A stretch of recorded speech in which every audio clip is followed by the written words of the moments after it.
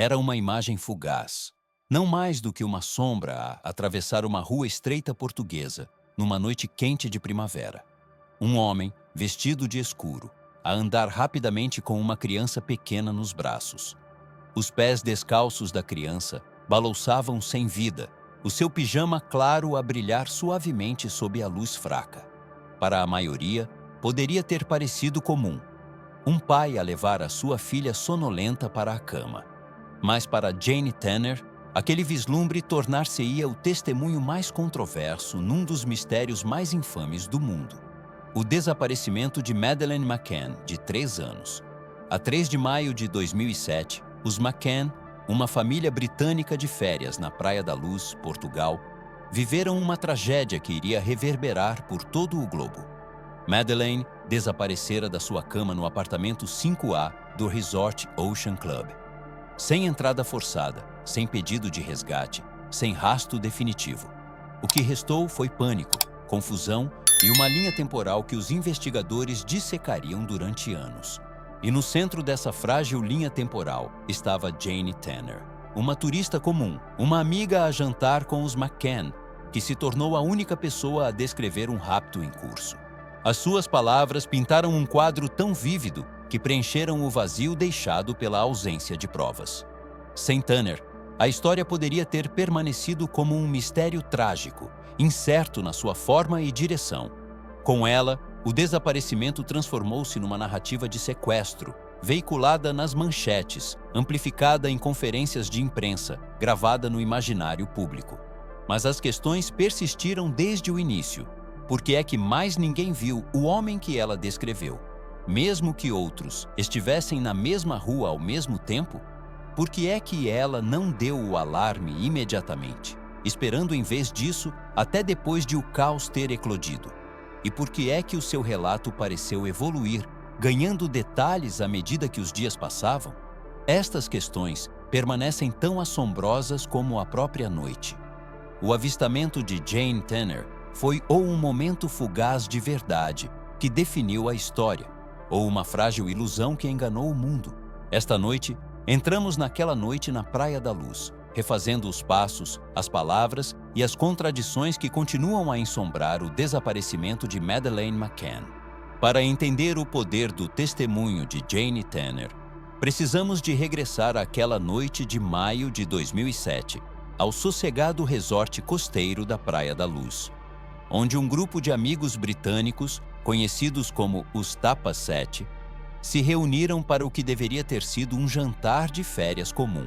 Os McCann, Kate e Jerry, ambos médicos de Inglaterra, tinham levado os seus 3 filhos nesta viagem, esperando sol, descanso e tempo entre companheiros familiares.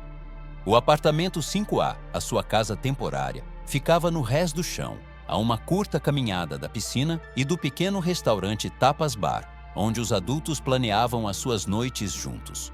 Era uma rotina que combinava conforto com risco.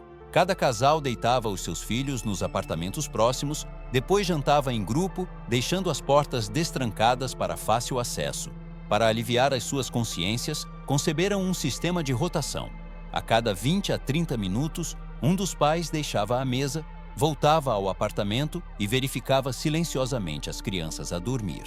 Foi este sistema, destinado a proporcionar segurança, que mais tarde seria alvo de severo escrutínio. Por volta das 19h, os McCann deitaram os seus 3 filhos na cama. Madeleine, com apenas 3 anos, usava o seu familiar pijama de cor clara, o mesmo que foi mais tarde referido no relato de Tanner. Por volta das 20h30, os adultos reuniram-se no Tapas Bar, um pequeno restaurante dentro do complexo do resort, mas sem linha de visão direta para os apartamentos. O caminho de regresso serpenteava por jardins e ruas estreitas, distância suficiente para a incerteza, cobertura suficiente para o mistério. Às 21h05, Jerry McCann levantou-se da mesa para verificar os seus filhos. Encontrou os 3 a dormir, embora mais tarde se recordasse que a porta do quarto parecia ligeiramente entreaberta. Pensando pouco nisso, ajustou a porta, usou a casa de banho e voltou para fora. No seu regresso, encontrou outro hóspede, Jeremy Wilkins, a passear o seu bebê. Os dois homens demoraram-se na rua, a conversar casualmente durante vários minutos, a poucos metros do apartamento dos McCann. A sua conversa foi sem incidentes, mas o seu momento revelar-se-ia crucial. Porque enquanto Jerry e Wilkins ali estavam, Jane Tanner saiu do Tapas Bar para a sua vez de verificar os seus filhos. Era por volta das 21h15 e enquanto subia a rua, ela olhou e viu uma figura a mover-se rapidamente, carregando uma criança pequena descalça com um pijama claro. Mais tarde, ela insistiria que poderia ter sido Madeleine. No entanto, nem Jerry nem Wilkins, que estavam a poucos passos de distância, viram algo invulgar. Esta contradição, o choque entre a visão solitária de uma mulher e o silêncio de dois homens, iria acender anos de debate. Foi a faísca que transformou o jantar em desastre e uma criança desaparecida num dos mistérios mais escrutinados da era moderna. Jane Tanner não era detetive, nem possuía qualquer autoridade especial naquela noite. Era uma mãe de férias, parte do mesmo círculo de amigos que confiavam num frágil sistema de controlo e equilíbrio para vigiar os seus filhos. No entanto, ao final da noite, as suas palavras elevariam-se acima de todas as outras declarações, tornando-se a pedra angular da teoria de rapto que moldou as manchetes globais. De acordo com o seu relato oficial, aproximadamente às 21h15, ao sair do Tapas Bar para verificar as suas duas filhas pequenas, ela caminhou pela rua estreita adjacente ao apartamento dos McCann. Ali, na luz tênue, disse ter visto um homem a atravessar a estrada. Era de estatura média, vestido de escuro, e nos braços carregava uma criança pequena, descalça e vestida com um pijama de cor clara. O corpo da criança, recordou ela, parecia inerte, os seus membros pendendo frouxamente como se estivesse a dormir. Foi apenas um vislumbre, segundos no máximo, mas um que se gravou na memória de Tanner. O que tornou este testemunho tão poderoso não foi a sua clareza, mas a sua temporalidade. Jerry McCann tinha acabado de verificar as crianças às 21h05 e afirmou que todas estavam seguras. Kate McCann voltaria às 22h para descobrir que Madeleine tinha desaparecido. O avistamento de Tanner preencheu a lacuna entre essas duas certezas, proporcionando aos investigadores e ao público um fio narrativo. Madeleine viva às 21h05, levada às 21h15, desaparecida às 22h. Num caso com quase nenhuma prova física, sem portadas forçadas, sem fechaduras partidas, sem pedido de resgate, esta linha temporal tornou-se inestimável. As palavras de Tanner deram substância ao grito angustiado de Kate McCann. Levaram-na. Sem Tanner, esse grito poderia ter sido descartado como pânico. Com Tanner, teve um companheiro visual, uma imagem de uma criança a ser roubada durante a noite. Para investigadores famintos por pistas, para jornalistas ansiosos por enquadrar uma história, a sua declaração era irresistível. E, no entanto, havia uma fragilidade nela.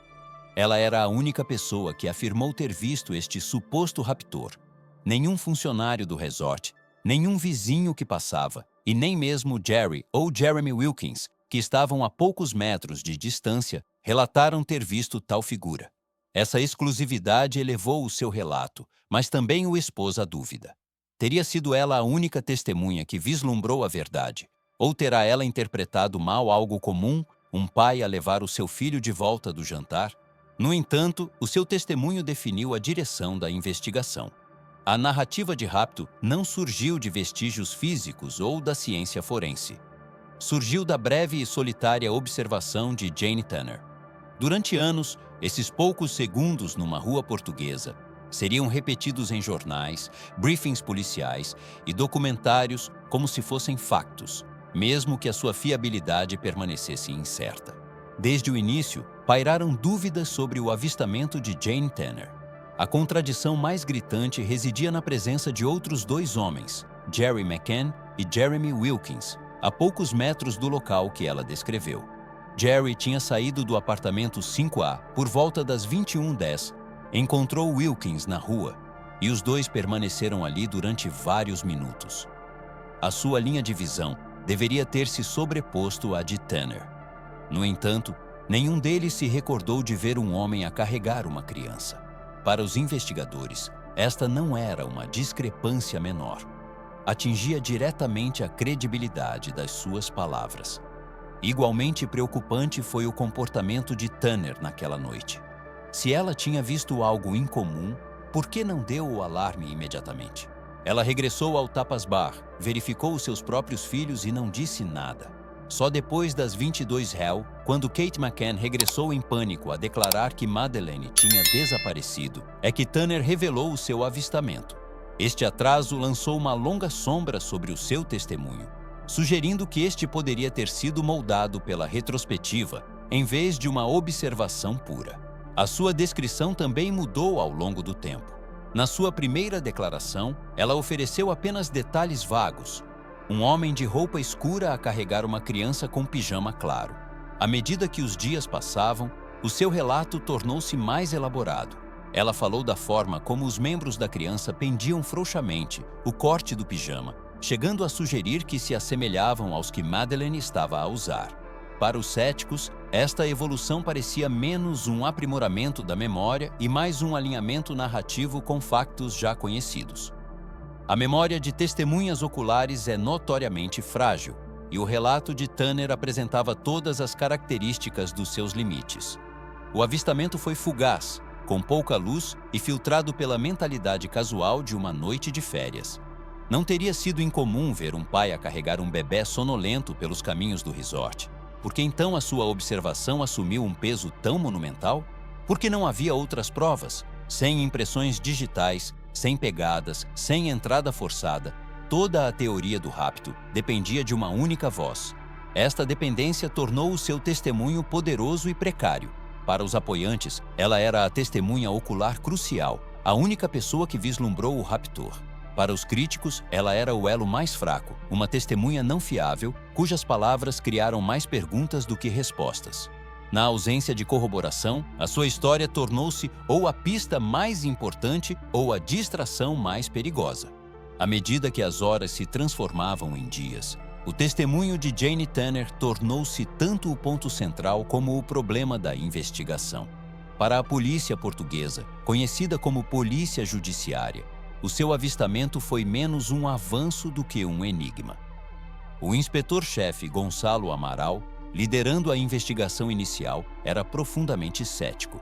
Ele tinha lidado com crimes violentos e casos de tráfico no Algarve durante tempo suficiente para saber quão facilmente as narrativas podiam ser construídas para se adequarem às necessidades.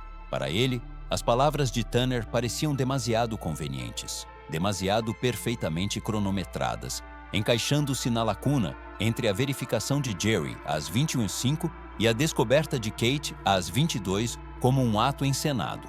As dúvidas da PJ não eram apenas teóricas. Procuraram provas físicas que apoiassem a ideia de um rapto às 21h15, uma persiana forçada, uma pegada no jardim, impressões digitais na janela, mas não encontraram nada. As únicas impressões digitais pertenciam à própria Kate McCann. Nenhum vizinho relatou um estranho a afastar-se apressadamente com uma criança. Nenhum vestígio de perturbação foi deixado para trás. Para Amaral e a sua equipa, a ausência de corroboração era condenatória. Era possível que Tanner tivesse interpretado mal uma cena inofensiva, talvez outro turista a carregar a sua própria filha. E, de fato, meses depois, os investigadores identificaram um turista britânico que admitiu ter feito exatamente isso por volta da mesma hora. Entretanto, do outro lado do canal, a imprensa britânica abraçou o relato de Tanner com fervor. Os tabloides estamparam a sua descrição nas primeiras páginas. A figura escura, a criança descalça, o pijama claro. Para eles, era a prova de rapto, uma imagem cativante que alimentava as manchetes e impulsionava a narrativa de um intruso sinistro. Os pais, já sob imenso escrutínio, apontaram o avistamento de Tanner como validação da sua afirmação de que Madeleine tinha sido levada. Deu-lhes um aliado fora das suas próprias vozes, alguém independente para dizer: "Eu vi-a ser levada". Esta divergência entre a suspeita policial e a amplificação mediática criou um abismo no caso. Em Portugal, os detetives questionaram se o testemunho de Tanner era fiável. No Reino Unido, tornou-se a âncora do entendimento público. O resultado foi uma investigação puxada em duas direções. Uma guiada pelo ceticismo e pela evidência, a outra impulsionada pela narrativa e pela emoção. A própria Tanner parecia presa no meio. Nem procurava os holofotes, nem os evitava totalmente. O seu testemunho foi repetido em conferências de imprensa, documentários e reconstituições, cada vez tratado como facto e como questão. Para os investigadores, as suas palavras complicavam mais do que clarificavam. Para os média, eram demasiado poderosas para serem ignoradas. E assim, Jane Tanner tornou-se não apenas uma testemunha, mas um símbolo da fragilidade da memória, da fome por histórias e da forma como uma única voz pode ofuscar o silêncio da evidência. Enquanto o relato de Jane Tanner dominava as manchetes, houve outro testemunho da mesma noite que contava uma história muito diferente. Por volta das 20 BTH, precisamente quando Kate McCann descobriu a filha desaparecida, Martin Smith e vários membros da sua família estavam a regressar ao seu apartamento depois de uma saída à noite. Perto da igreja na Praia da Luz, também eles viram um homem a carregar uma criança pequena. As semelhanças com o avistamento de Tanner eram notáveis. A criança estava descalça, vestida com roupa de dormir clara e parecia ter cerca de 4 anos. Mas, ao contrário de Tanner, os Smith não estavam sozinhos. Vários membros da família viram a mesma figura, oferecendo uma observação coletiva em vez de uma impressão solitária. A família Smith recordou detalhes que davam ao seu relato um peso que o de Tanner não tinha. Notaram a forma desajeitada como o homem carregava a criança, os membros da criança a pender frouxamente e a direção para onde ele se dirigia. Meses depois, Martin Smith chegou a admitir que a aparência do homem o lembrava do próprio Jerry McCann, embora não pudesse ter certeza absoluta. Esta sugestão, perturbadora nas suas implicações, colocou o avistamento dos Smith em conflito direto com a narrativa de rapto promovida pelos McCann e apoiada pelas palavras de Tanner. No entanto, apesar da sua corroboração por várias testemunhas, o testemunho dos Smith foi largamente secundarizado. Apareceu em relatórios, mas raramente com a mesma ênfase. A razão era simples. Não se enquadrava na narrativa que já se tinha estabelecido. Os meios de comunicação britânicos, ferozmente protetores dos McCann, apoiaram-se fortemente no relato de Tanner, que apoiava a imagem de um predador externo. Destacar demasiado o avistamento dos Smith teria o risco de lançar suspeitas sobre a família, um ângulo que a imprensa parecia relutante em explorar. Para os investigadores, a justa posição destes dois avistamentos era problemática. De um lado, uma voz solitária que se alinhava convenientemente com a linha temporal dos pais. Do outro, a memória coletiva de uma família que levantava questões desconfortáveis. Por que então um se tornou a pedra angular do caso, enquanto o outro foi discretamente minimizado? A resposta revela o poder da narrativa sobre a evidência. O testemunho de Tanner encaixava-se na história que o mundo queria acreditar. Uma criança roubada por um estranho. O avistamento dos Smith ameaçava esse conforto, insinuando algo mais sombrio, algo mais próximo de casa. No final, não se tratava apenas do que foi visto naquela noite, mas de qual visão o mundo estava disposto a aceitar. Nos anos desde aquela noite de maio de 2007, as palavras de Jane Tanner nunca deixaram de ecoar. Para alguns, ela continua a ser a esperança frágil, a única pessoa que testemunhou Madeleine a ser levada, a imagem que manteve viva a crença de que ela tinha sido raptada e ainda poderia ser encontrada. Para outros, o seu testemunho é o elo mais fraco, um relato falho ou mesmo fabricado, que desviou a investigação e permitiu que uma tragédia fosse reformulada como um crime. O que não pode ser negado é a influência da sua declaração. Na ausência de provas concretas, sem entrada forçada, sem pedido de resgate, sem rastro deixado para trás, o seu avistamento tornou-se o andaime sobre o qual o caso foi construído. Forneceu o elo perdido entre a verificação de Jerry às 21h05 e a descoberta desesperada de Kate às 22h, dando forma e sequência à narrativa. Mas com esse poder veio o perigo. Se o seu testemunho foi um erro, então o mundo passou quase 2 décadas a perseguir um fantasma. A lição é dura, a memória é frágil, as histórias são maleáveis e o testemunho ocular, por mais vívido que seja, nunca deve substituir a evidência. No entanto, no caso Madeleine McCann, o vislumbre fugaz de uma mulher tornou-se mais do que memória.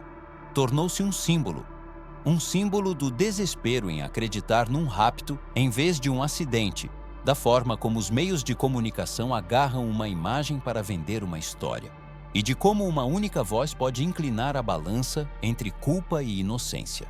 Hoje, o legado de Jane Tanner não é apenas sobre o que ela viu, mas sobre o que as suas palavras criaram. Uma narrativa que dividiu a opinião pública, moldou as prioridades investigativas e definiu a compreensão do mundo sobre um dos mistérios mais assombrosos do nosso tempo. Quer ela tenha vislumbrado a verdade ou, sem saber, ajudado a obscurecê-la, o seu testemunho continua a ser o pivô sobre o qual o caso Madeleine McCann ainda gira. E assim, a questão permanece, sem resolução. Foi Jane Tanner a azarada testemunha de um crime a desenrolar-se diante dos seus olhos, ou a narradora involuntária de uma história que nunca aconteceu? A resposta pode decidir se o mundo tem procurado Madeleine todos estes anos na direção errada.